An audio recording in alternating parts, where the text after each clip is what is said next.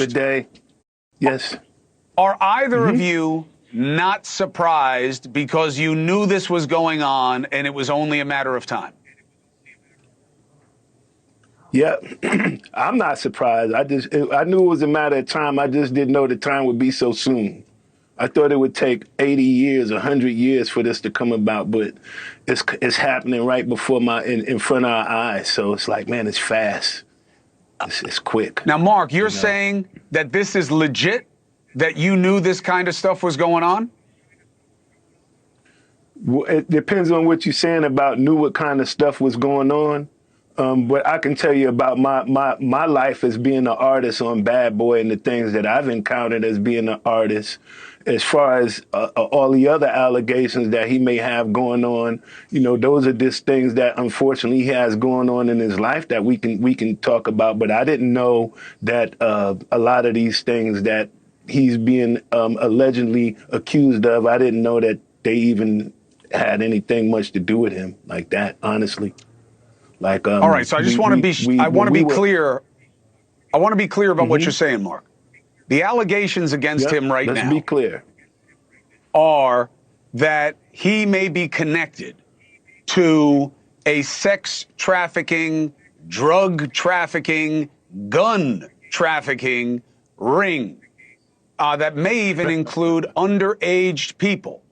On that, are you shocked or are you not surprised? Well, I'm shocked that it's happening to him, but that's just something that happens like almost every day in the community that I come from. But I'm shocked that it's happening to him. Those kind of allegations I can expect from people who are in more of a criminal activity life or lead something like, not someone like Puff. I wouldn't think that he would be involved in that. Rob, you worked for him. You weren't an artist, so you weren't, you weren't one of his party pals. You were helping run the business. What level of shock, Rob, do you have as to the nature of these allegations and how close to Combs the allegations are, so much so that they're going into his houses, taking his kids? I'm absolutely stunned by what went down today. I couldn't believe my eyes seeing this raid, this search of his home. I'm not here to defend Puffy as a good person. Working with him, it was very tough. He was very demanding, but I've worked with a lot of famous people who were equally as demanding. I just never saw any evidence of this. Did he like to party? Yes. Did he like to have fun? Yes. Was he terribly charming? Yes, he was. But this stuff is really serious, specific allegations. I do have pause, though. It's not just one person. It's several people that have now come forward, and I want to believe that the authorities have enough evidence or at least suspicion to justify what happened today. Rob, did you have any indication that he liked underage women and liked getting underage women for his friends? None at all. When I was around him, there was lots of pretty girls, lots of pretty people around him. None of them were children. None of them were underage. I saw people throw themselves at Diddy. He's a superstar. You're right in your introduction, one of the most famous people in the world. Lots of money, likes to go out and be flashy. And so I think he sort of maybe opened himself up to this with how much he trusted people and how much he loved this celebrity lifestyle. Mark Curry, guns, drugs. That was Combs known as a guy that could get you those things? No, not for me. I mean, no. Actually, he has friends that can actually, may have connections with a few friends that may know how to do that. But I wouldn't have to ask him to do anything like that.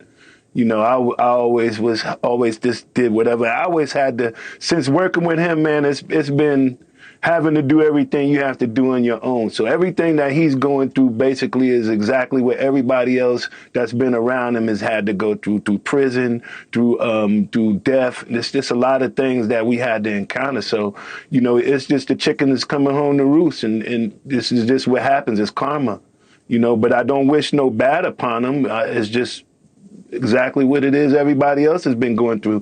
When I had to go through it, I had to be strong. So I had to figure out how to keep my head strong and how to keep going and how to win. So at this time, he has to figure out the same thing that he had left everyone else having to figure out in life.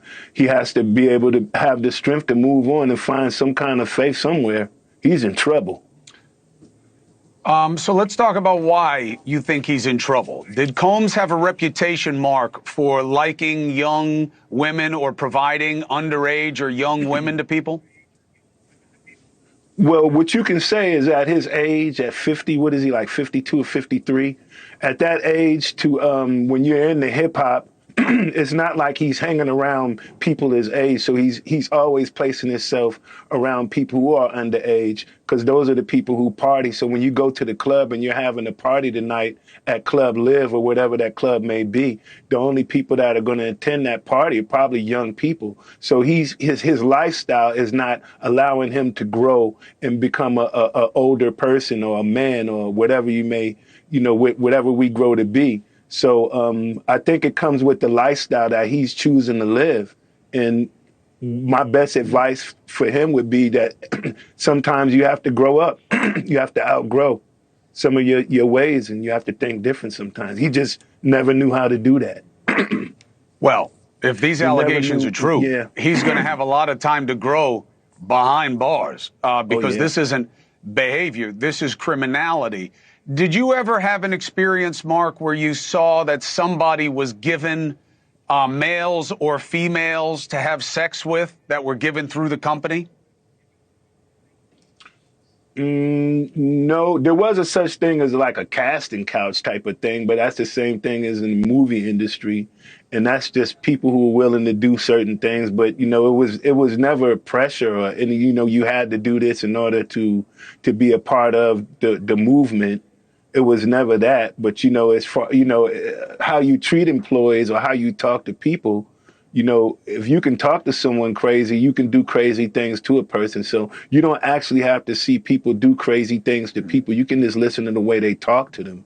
And the way that we talk to people, sometimes we don't have respect for them. So him as a person, does he talk to people any kind of way he feels he can? Does he do people any way he feels, and he doesn't have to answer to anyone or anything in life? Yes, he's that kind of person.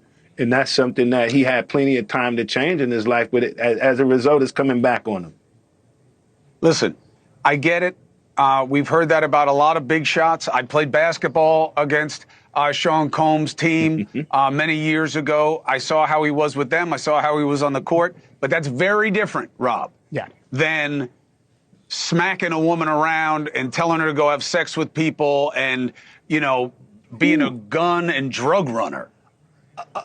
Completely, it's night and day. Now, if I was reading today that we had some sort of like Ellen expose on Diddy, that he wasn't the nicest guy, that he maybe wasn't quite as charming, that he could be pretty tough on people he worked with, I would be like, I buy that. I experienced it. I worked for him. I have no complaints about it, but it was a really tough time working for Puffy. But there's a difference between doing that and breaking the law. And I just never, ever saw that. Not only did I not see it, to be honest, I always used to think Puffy's swagger was put on. He was the one that really wanted to be home early. You don't get to run $1 billion business and not go to bed on time. He was always early if he had to get up to do a morning show. I think it was more of a facade than actually a reality, but there's no doubt he's a tough guy, tough to work for, but I never saw anything criminal. Hey, Mark Curry, some people are saying, you know what? If this were a white guy, a white mogul, they wouldn't have gone in hot and heavy like this. This is about the stigma of hip hop and thinking that it's basically just, all gangbangers that are also making music. Do you feel like that, or do you feel like this is the kind of life that goes around and there's this kind of activities going on and it warrants this kind of attention? Yeah, as it said, all your idols, you got to be careful who you idolize, because all your idols will get knocked down eventually. But it's in the music. So when you start listening to the music and how we're careless about the material that we put out there, especially for the younger generations and children that are growing, certain things that they're not supposed to be exposed to. Music is exposing them to things that they shouldn't be exposed to. So yes, it's been going on for a while, and it's this time. You know, he was a person that was in charge or in control over what the public or what the people listen to, and that's a very powerful position. And if you don't feed the people right, then you know it can be hurtful if you misuse that what he had power over. So it's right. Feels good, man, to see the younger generation to be able to be in control of their own future, to be able to tell what kind of music that they're like, because for a long time these same people have been the ones that's been pioneering or leading or shaping the music industry for our children to grow up. And so they're not having a chance to express themselves right because we're always in the way. You still have you have a record company that fires one executive, and then one record label hires the same executive. And all of the record executives, if you look at the history of them, they all have these same similar allegations, sexual assaults, things like that. Well, you got those that move to places where you can't be extradited and things like that. I got so you. It's been going on. But It doesn't just start with Puff. I'm with you.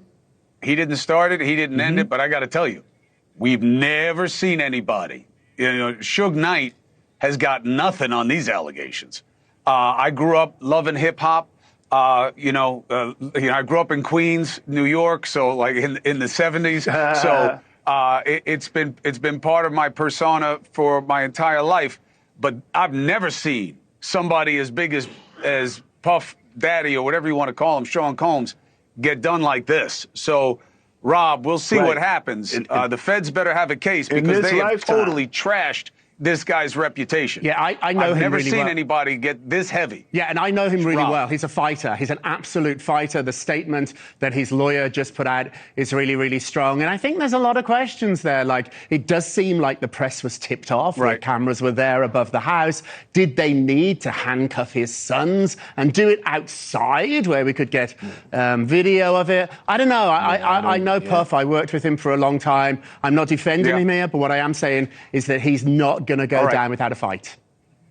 So, look, I've been saying it, whether it's his lawyers, whether it's him, this is a very, very involved investigation. And the feds are going to have a lot of proof to make this stick against Sean Combs. And I am here for it. If his lawyers want to make the case, if he wants to come on and make the case, he has an open invitation, because this is not just one simple allegation where we need one witness. All right, I'm going to wrap. Rob, Mark, thank you very much both for your insight. Let's bring in two men who worked closely with